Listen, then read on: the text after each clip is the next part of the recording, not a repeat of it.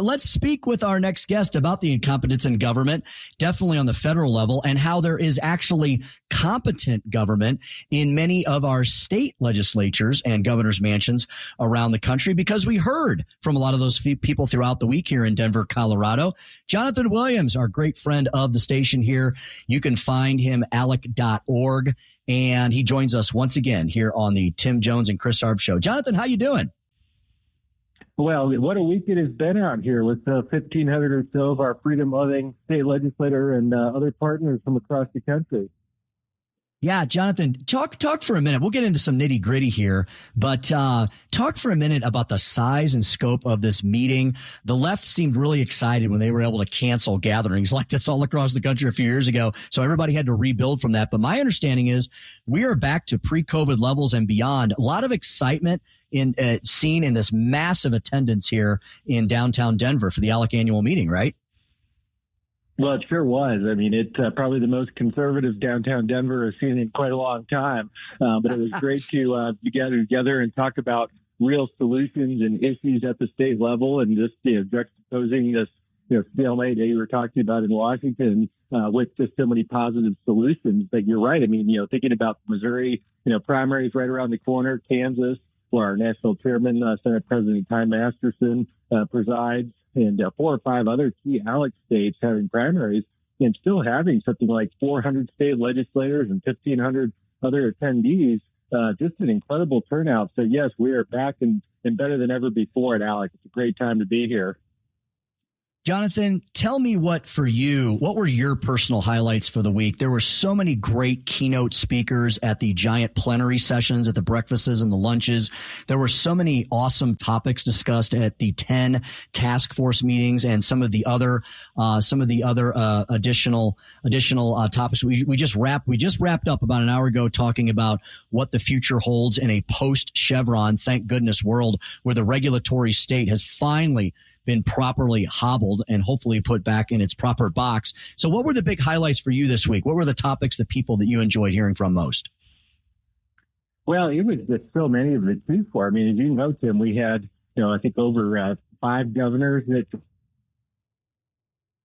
joined us this week, remarks from those chief executives at the state level. I had the pleasure to introduce my good friend and co-author of Rich States, Poor States, Art Laffer, on the main stage this morning, talking about the economy, and also had a chance to introduce Governor Jared Polis here, a Democrat, of course, in Colorado, but one that talked with Dr. Laffer up on the main stage about many aspects of the economy, and was just really an impressive discussion, I thought, talking about things like housing costs and property taxes and overregulation. And just a way that even a lot of people forget this, but Governor Polis, as a Democrat, has actually called for the complete elimination of Colorado's personal income tax. Think about that for a second. As some folks say, that's an extreme conservative type thing. Here you have a Democrat sitting governor up on the stage with us at ALEC, and has been calling for the elimination of that income tax. So for me, it was just such a special breakfast session this morning with those two. But then also got to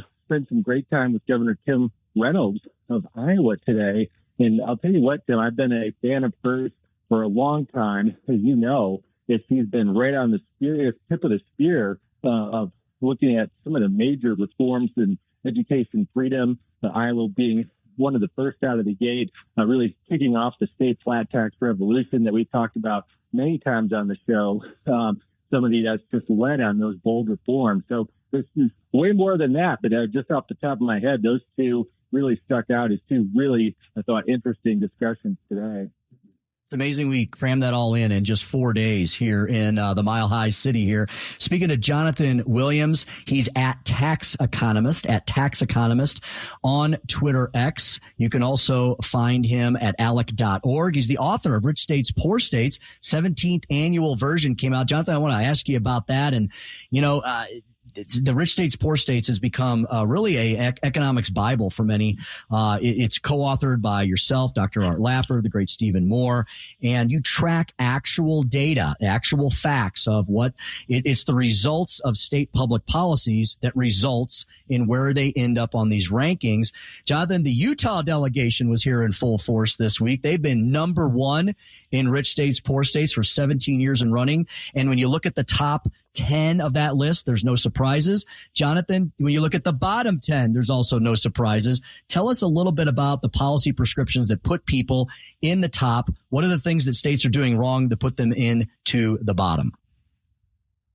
Well, it's a momentous week for Utah to have so many of them with us, but then we were missing some because our good friend, the Senate President Stuart Adams, was in Paris, as you saw, as they made the huge announcement that Utah was going to host the 2034 Winter Olympics and bring that back to America again. So it was just incredible, I think, validation of the Utah model as one of the fastest growing states in America. One of the states that gets it right when it comes to economic development, being pro-commerce and pro-taxpayer. And, I don't think it's a coincidence that they've been number one for all 17 editions of Rich States, Poor States for Economic Outlook. But you look at the top versus the bottom in Rich States, Poor States, and there is a clear and in many cases growing distinction between how the states operate. And you have the bottom 10 states that more or less, in some cases at least, operate like Washington, D.C., where they see a dollar, they think it's theirs, the government does, they think it belongs to them, and they think they know better what to use it on than you do as a taxpayer. And that's why you find when you rinse and repeat that formula for far too long in some of these cases, like New York, 50th out of 50, or Illinois, your best economic development partner right across the river, of course, in St. Louis. And, you look at that model of government, it does not work. And it's not just conservative free market economists like myself and Art Laffer that say this. You look at the data, as we show, in Rich States, Poor States, Americans continue to vote with their feet against those kind of big government high tax policies. And they're going to places like Utah and Texas and Florida and Tennessee and states that value economic freedom. And at the end of the day, work to keep their budgets and their spending in check so they can keep their tax burdens in check. Yeah, absolutely. All you got to do is look at the U-Haul data. All you got to do is look at the migration data that's provided by none other than the IRS itself, and you'll see that everything that Jonathan just said is absolutely true. Jonathan, ALEC's reach is remarkable across the country, and it's even gone international. One of the things that I had great experiences with. I got to meet some of the envoys from, I actually have their cards right here. I got to meet the Director General of the Taipei Economic and Cultural Office here in Denver, Bill Huang, and I also got to meet his counterpart, Elsa Lin, the consular officer, representing the good freedom-loving folks of Taiwan. So tell me about that relationship and also ALEC's support for the state of Israel. I know there was a huge resolution petition circulating. I think that hundreds of legislators from all the countries signed up. I mean, ALEC not only cares about what's going on in the states and in the laboratories of democracy, but they also care about freedom and liberty around the world, don't they? Well, that's right. And there's, I think, a really important element of connecting all those dots together that you mentioned, and that is raising the voices of our state leaders, raising those really important voices of state legislators and governors across the country like ALEC does to comment on those things that sometimes at a world stage, many times in Washington, D.C. as well. And so we had our letter, as you mentioned, that has more than 200 state legislators sign on supporting our friends in Israel against the unprovoked attacks by terrorist organization Hamas, as we know, back in October, and the continuing attacks by those that want to see the destruction of the state of Israel. And also Taiwan, our great friends in Asia that have been so pro-America and pro-United States, are very often attendees at our meetings. We have an international relations committee at ALEC that develops model policy and resolutions to deal with things like free trade and supporting our allies abroad. And so that's an area that probably doesn't get enough attention when state legislators are looking at some of these issues, not just domestically, but globally as they play out, as trade is such an important piece of state economic growth and foreign direct investment in our states. I mean, one of the other letters that we circulated was dealing on the federal side of the upcoming expiration of the Trump tax cuts, the 2017 Tax Cuts and Jobs Act. It goes away if Congress does nothing. And of course, we know Congress is pretty good at doing nothing these days in Washington, D.C. And so we have more than 350 state legislators on that letter. But, to get to the foreign direct investment, a lot of people forget of how important the tax cuts and the Trump tax for trillions of dollars of profits from American companies that were sitting abroad back to work in the United States. And that's why we saw record economic growth numbers throughout many of those months of the Trump administration and record low unemployment across all different American types of groups. Mm-hmm. Oh, speaking of Jonathan Williams, he is Executive Vice President of Policy, Chief Economist at ALEC. At his Twitter X feed, at Tax Economist, Jonathan, I see the a recent piece. I think it was maybe on another wonderful radio program elsewhere in the country about state economic turnarounds. You've been talking about this, and you've been writing about this along with Lee Schalk and Nick Stark and some of the other folks at ALEC that focus on tax and fiscal policy. You've been talking about what the expiration of the Trump tax cuts will do to the states and to the people living and working in the states. And Jonathan, I know you all are nonpartisan and you do public policy, not politics. But Jonathan, have you seen, and Joe Biden, by the way, has basically publicly stated he's going to, if he were to have been reelected, he would allow the Trump tax cuts to expire and all this economic Armageddon would ensue. Jonathan, have you seen anything in the sometimes bizarre vice presidency of Kamala Harris? Have you seen anything to suggest that she's not going to do the same thing? I mean, folks need to realize that however they repackage things, I think the Biden-Harris presidency, it's one and the same, right? And if Kamala Harris is president, she's going to have an economically devastating effect on state governments and on the people that live and work in them, isn't she? Well, I tell you, the one that I just became aware of this week, I believe it was an interview with Vice President Harris, where she said on day one of potential Harris administration, she would repeal those essential tax cuts for states, but more importantly for individual taxpayers and for small businesses across the country, leading to this tax cliff, this Armageddon scenario, where we're teetering on a very particular spot in the economy right now. As we know, it's teetering kind of every day. It's up and down, and it's very volatile right now. The last thing we can afford is to have that type of a scenario where we see multi-trillion-dollar tax increases. And if what I heard is correct from the interview, it would be done on day one if she had her way in Washington, D.C. So, I mean, very dangerous idea. And it's something that, even we've seen across the country, like I mentioned, Governor Polis, a Democrat, a member of her party, is calling for something very